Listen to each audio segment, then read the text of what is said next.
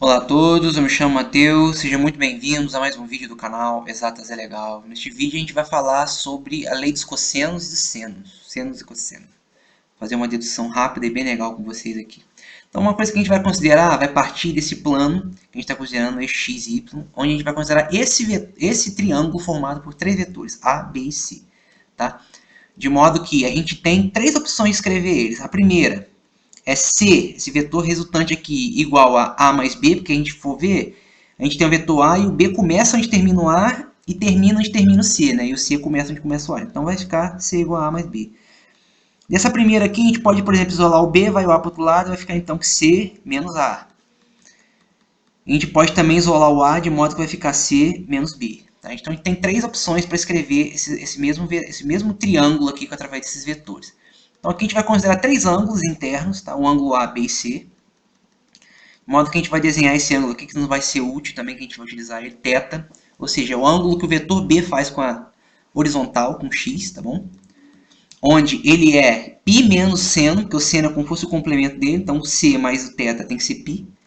E o somatório dos ângulos internos de um triângulo tem que ser π, tá bom?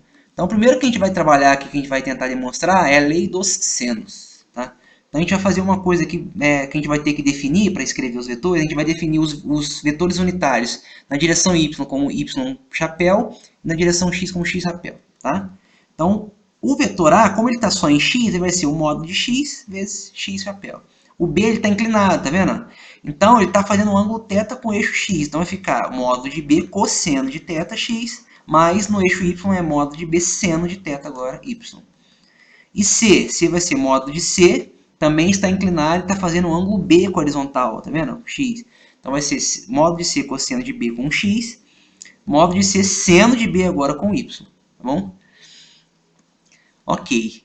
Então agora a gente vai fazer o seguinte aqui, ó. A gente vai ver que a gente tem três opções de escrever, de representar um paralelograma com esses três vetores aqui. Primeiro a gente vai manter o C intacto, então a gente vai projetar o B para esse outro lado aqui, tá? Então vai ficar com B. Lembrando que a gente pode fazer isso porque é só manter as propriedades do B, ou seja, a gente tem que manter o mesmo tamanho do B. Se manter o mesmo tamanho, a gente pode fazer isso.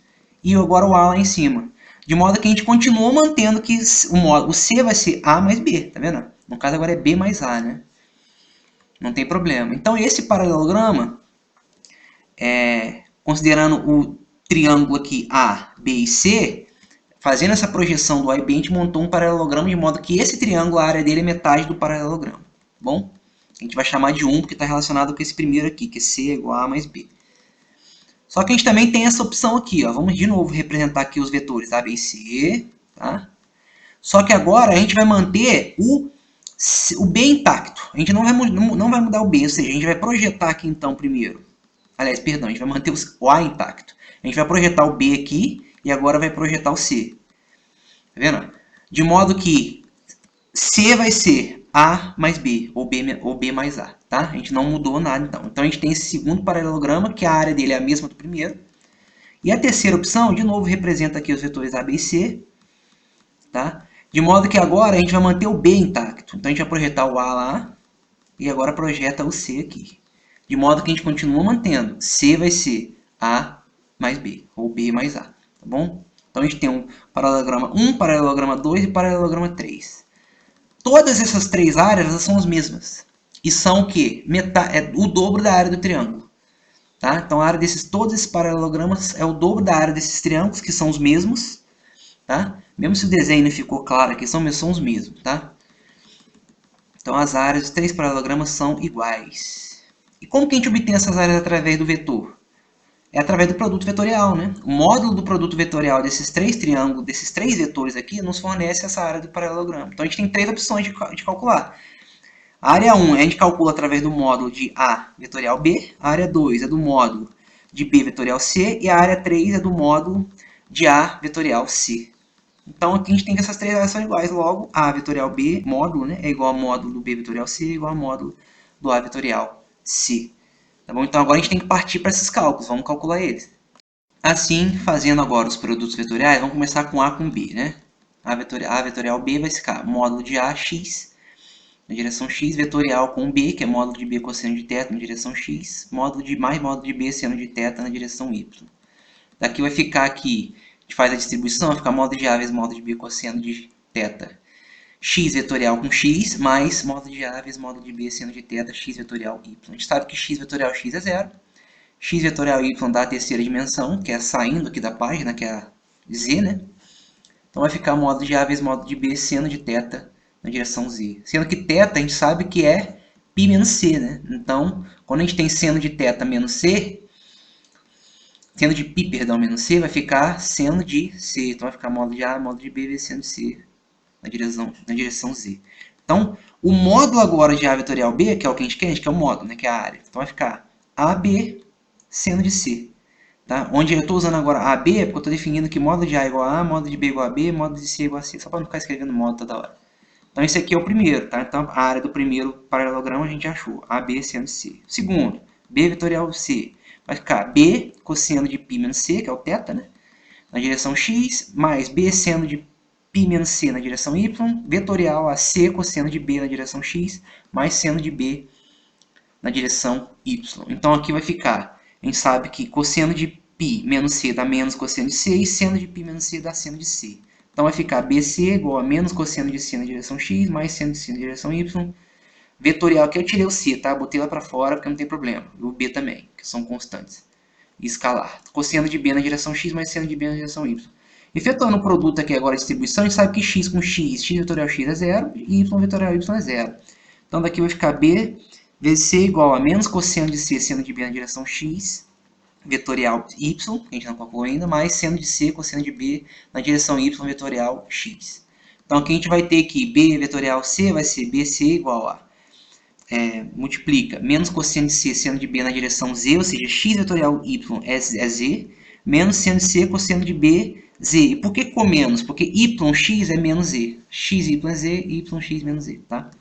Então daqui a gente obtém que vai ficar o sinal lá fora, menos BC, cosseno de C, seno de B, mais seno de C, cosseno de B na direção Z. Isso aqui é a mesma coisa disso, utilizando uma propriedade da soma de senos, dentro do ângulo do seno, vai ficar menos BC, seno de C mais B na direção Z. Sendo que C mais B é a mesma coisa de π menos A, lembra? Porque A mais B mais C é π. Então aqui vai ficar B vetorial C igual a menos BC, seno de π menos A na direção Z, que é a mesma coisa de menos BC, seno de A na direção Z. Então, daqui a gente tem que o módulo de B vetorial C vai ser BC seno de A, tá? Porque fica Z vezes Z. Z é produto interno com Z, que é 1. A mesma coisa que pulando de cima, quando a gente obteve que Z na direção Z é 1. O terceiro vai ficar A vetorial C, que então é A na direção X, vetorial a C cosseno de B na direção X, mais C seno de B na direção Y. Então, aqui fazendo a distribuição de x com x, a gente sabe que é zero, x vetorial x, sobra só x vetorial y. Então, é AC seno de B, x vetorial y, que é a mesma coisa de AC seno de B, z. Então, o módulo aqui vai ficar na área do terceiro paralelograma, AC seno de B. Então, agora a gente pode igualar as três áreas, que a gente já viu que é igual. Área 1 igual a área 2 igual a área 3, então vai ficar AB seno de C igual a BC seno de A, AC seno de B. Dividindo por ABC, a gente obtém finalmente a lei de senos, que vai ser seno de C sobre C. Lembrando que esse C que está dentro do seno é o ângulo. O C no denominador é só o comprimento do vetor C, tá? Seno de A sobre A, seno de B sobre B. Lei dos senos. Então, galera, agora a gente vai partir para a lei dos cossenos. Então, a gente vai considerar o mesmo gráfico, mesmo esqueminha, então, mesmos três vetores, né? De modo que a gente tem três opções aqui para descrever os vetores. O primeiro, o C, a gente viu que é A mais B, a gente pode escrever o B como C menos A e o A como C menos B.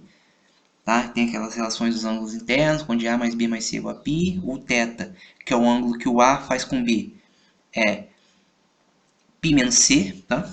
Quando o ângulo é crescente. Depois a gente tem esse ângulo C, que a gente vai ver a relação realmente quando dos dois. Porque é como se o C estivesse aumentando no sentido horário, e o θ no anti-horário, que é o normal, né, que a gente tem. Tá? Então vamos lá. A primeira coisa que a gente tem que fazer então é vamos calcular cada um desses três opções aqui, o módulo de cada um. O módulo do C, o módulo do B, o módulo do A. Tá? Então C é definido como A mais B, então o módulo ao quadrado de C vai ficar C quadrado, eu vou chamar assim para ficar com a mesma notação, A mais B, produto interno com A mais B. Então vai ficar a distribuição aqui, vai ficar A com A dá módulo de A ao quadrado, mais duas vezes A interno com B, mais módulo de B ao quadrado. Então vai ficar A ao quadrado mais B ao quadrado, mais duas vezes o produto interno de A com B. O produto interno de dois vetores, lá lembrando dessas propriedades de vetores, a gente sabe que é o quê? Módulo de V vezes módulo de U, cosseno do ângulo entre os dois. Tá? Então, e no caso do A com B, vai ficar A quadrado mais B quadrado. Qual que é o ângulo entre A e B? A gente acabou de falar, é θ. Para 2 positivo, né? Então é mais 2 cosseno AB cosseno de θ.